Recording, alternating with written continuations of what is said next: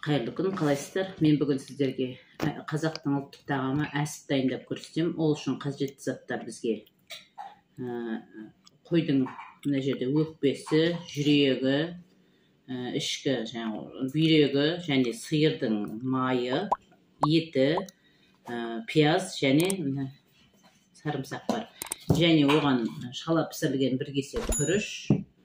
Қажетті осылардың барлығына мынау дәмдеуіштерімізді қосамыз және шекке салып жасаймыз. Енді қазір осылардың барлығын мен ет тартқыштан өткіземін.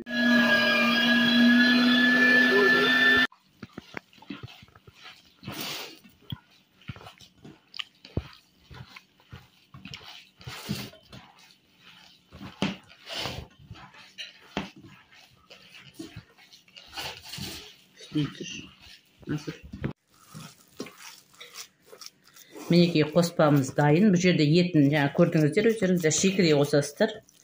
Жаңағы өкпе, жүрек, бүйрек оларды кішкене толық пісірмейсіздер, бірақ бір қайнатып аласыздар шамалы. Енді осы дайын болған қоспамызды мына жерде шек дайындап қойғам арнайы.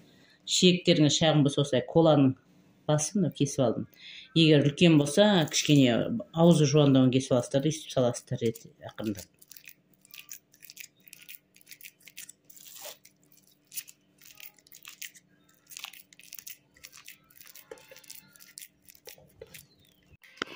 Осылай дайын болған қоспамызды саламыз шекке. Егер де жаңағы өздеріңіздің қалауларыңызға байланысты шекті шағын қып та кесіп жасауларыңызға болады. Болмаса осы шұжық құсатып ұзын қып та жасаулар, үлкен қып та жасауларыңызға болады. Енді өздеріңіздің қажеттіліктеріңізге байланысты жасайсыздар.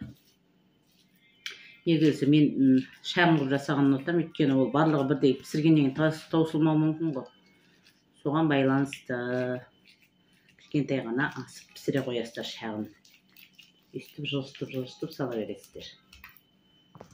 Сиырдың аш шегіне жасап жатырмын. Жылқының шегіне де жасауға болады бұны. Қойдың да шегіне жасап жатады. Енді әркім барымен жасайсыздар. Кімде не бар, солмен. Енді қарап отырсаңыздар, өте қолжетімді және тойымды тағам. Дүкеннен колбаса сатып алып жегенше осыны жасап жеулеріңізге болады.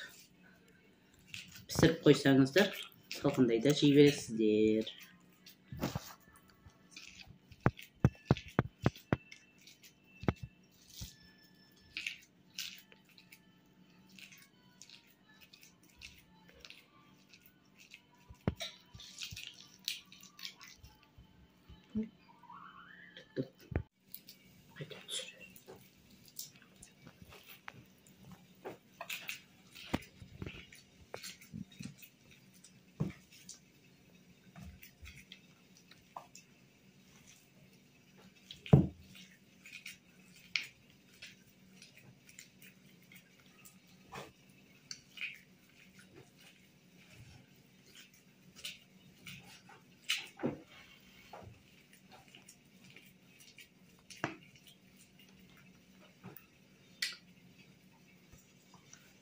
Жылжытқан кезде ақырын жылжытыңыздар, себебі сиырдың шегі кішкене әлсіздеу болады бұған.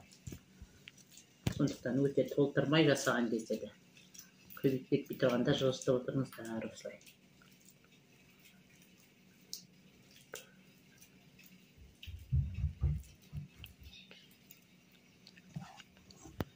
Рәсімімізді аяқталуға жақындады. Жасап болған барлығын көрсетемін сіздерге.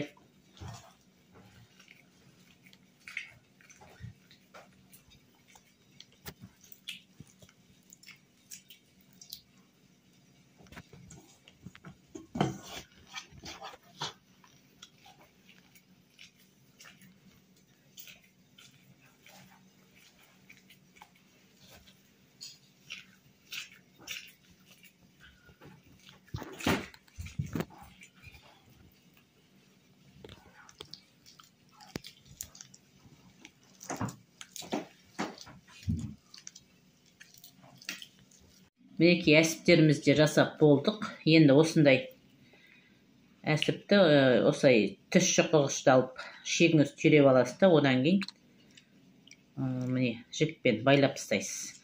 Негізі мына өте тығыз қылып салмаңыздар, өйткені пісірген кезде сінеді, бұл жарылып кетуі мүмкін. Мінекей. Мына жағында сөйтеміз.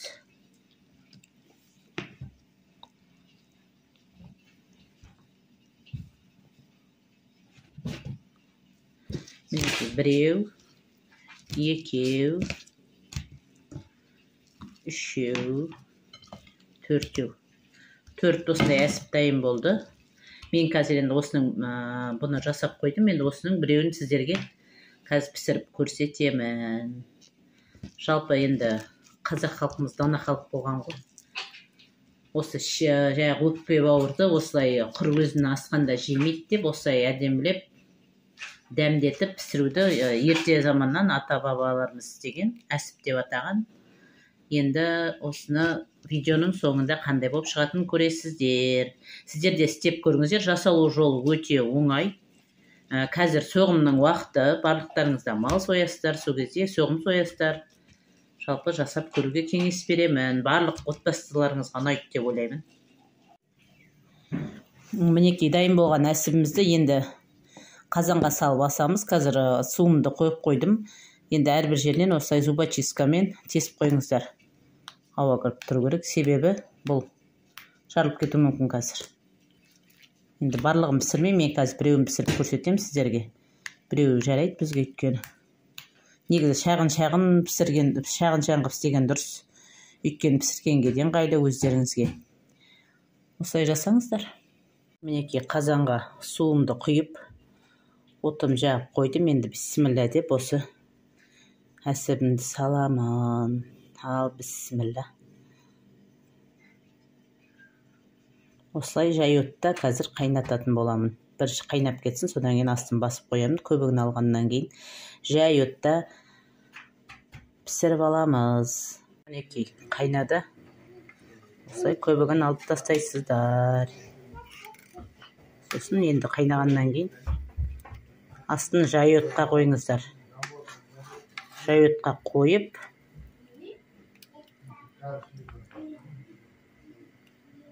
бір жарым 2 сағат пісіріп аласыздар. Мінекей, әсібіміз пісті, 2 сағат қайнатып алдық. Енді осыны турап жатырмын.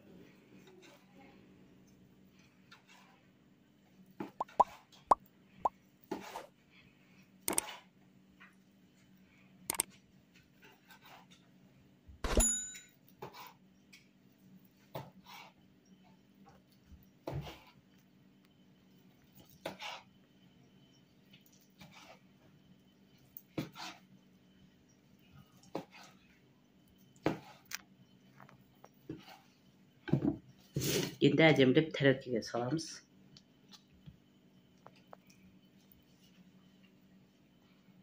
Негізі салқын күйден гөрі ыстықтай жеген жақсы.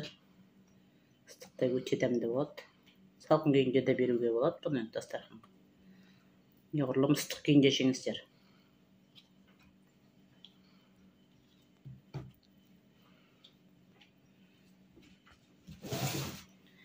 Мінекей, әсібіміз дайын.